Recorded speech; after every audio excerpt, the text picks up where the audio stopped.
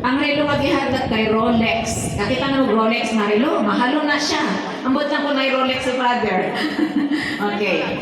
Nya, nawa man ang iyang relo. Dito sa ilang balay, nawa. Na-misplace niya ba? Sige siya pangita. Na nag-uulak kay siya, kay wa siya kakita sa relo. Moto nga, iya gitawag ang iyang 5 ka apo na nagduwa dito sa gawas. Ina sila pangita ang akong relo. Ay kung makita ninyo, doon ang may premyo. Ang premyo dito sa Jollibee sa Hilongos.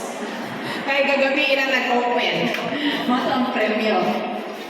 Nya sige sila pakita. Hala, ako sa kabata ay excited siya. Sige, kinamakitaan na ko ang relo kay para makakaon ko sa Jollibee sa Hilongos.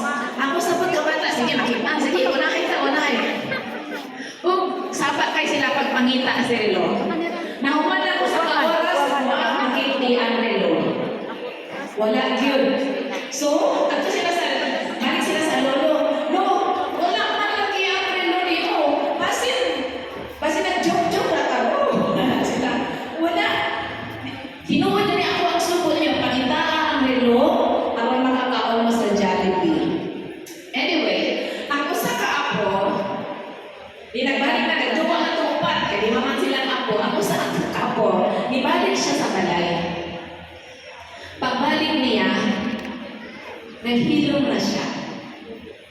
Hilom na siya. Wala siyang saba-saba. Kung naglingkod siya sa usa ka portion dito sa balay, kung naminaw na siya sa hilom. Pagkataon-taon, nakadumog siya na TikTok. Hindi ang TikTok, ano sayo-sayo mo. Di ba ang relo, doon na siya tingog, no? Okay. So, pagkadumog niya, iyahagi sundan, asa kagikan ang tingog. Asa kagikan ang tingog. Hangtod, nakita niya ang relo ni Lolo na Rolex. Kung ang iyang premyo, kung kaon niya sa Jollibee sa Hilongos. Okay. Nga nag-isutan ako sa anecdote mahitungod sa relo.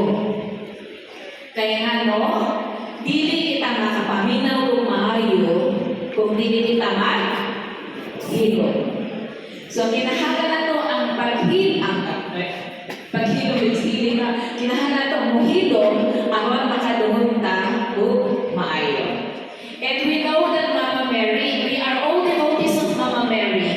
Si Mama Mary, she's a woman of silence. A woman who always pondered everything in her heart. Hail Mary, full of grace, Hail Mary. diba? Dito sa Biblia, isang saya ang nasinati, she kept everything in her heart in silence. Amen?